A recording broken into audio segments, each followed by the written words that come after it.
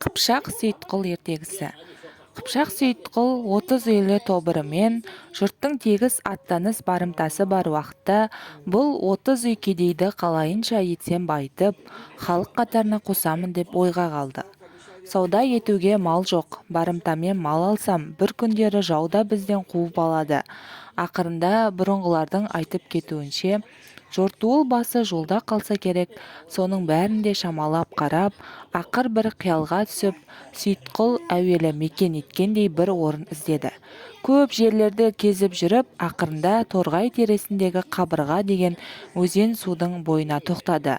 Мына жақта Үргеніш, Қоқаннан мына жақта Қалмақтан шетірек және жаманшылық болса Қалың Қыпшақ деген руға жақынырақ екен деп сол жерді ұнатып қайтқан соң қысты өткізіп, жаздың жылы уақытында кедейлерді жалаңаш жалпы көшіріп Қабырға бойына келді. Сейітқұлдың бір ағасы бар еді. Жол жүріп, ұрлық, барымтаны әдет еткен. Інісінің қанша айтқан ақылына болмай, 3-4 үймен жалғыз-ақ сол көшпей ескі орын Түркістан жағында қалды.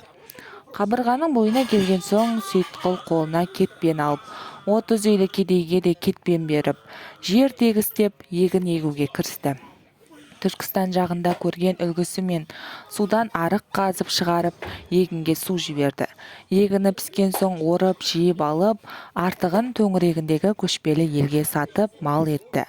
Жаңа мекен еткен жеріне орныққан соң, Сейітқұл егінді жылдан жылға күшейтіп, арық басына шығыр салып, суды шығырмен айдап, астықтың, ол күнде бидай, тары, арпа егеді. Астықтың артығын төңіректегі елге малға айырбас етумен бұлардың малдары көбейіп бай болды.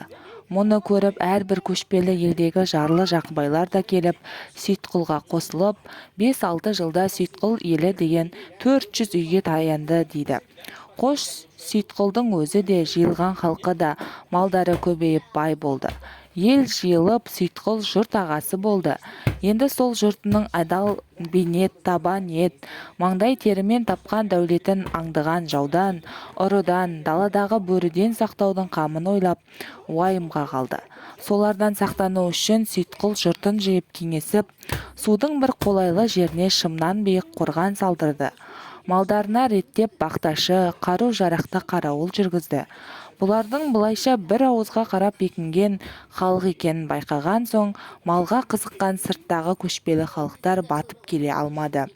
Бұл жағынан көңілі тыныш болған соң, Сейітқұл енді Бұхара, Қоқанға мал айдартып, ол кенттерден қазақ қолды әртүрлі товар алдырып, жылда егін піскен уақытта манағы қорғанда жәрмеңке реушті базар болды. Көшпелі халық белгілі уақытта малын, жүн жабағысын, тері терсегін келтіріп, егіншілер оларға астығын товарын айырбас етіп, осы қалыпша бір жағы егін, бір жағы саудамен Сейітқұлдың жұрты жұрттан асқан бай болыпты.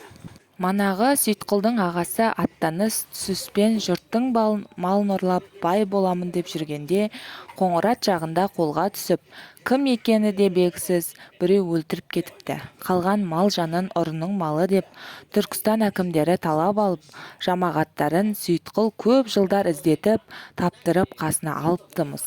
Сейітқұл құрметті Тілеу Сейдалин сұлтанның айтуы бойынша 1830 жылдарда өтіптіміз. Сол данышпан кісінің ақылымен егінді әдет еткен халық Қабырға суының бойында әлі көп. Жарлы болып, бөтен кәсібі жоқ кісілер Торғай жағында дереу егінмен айналысады.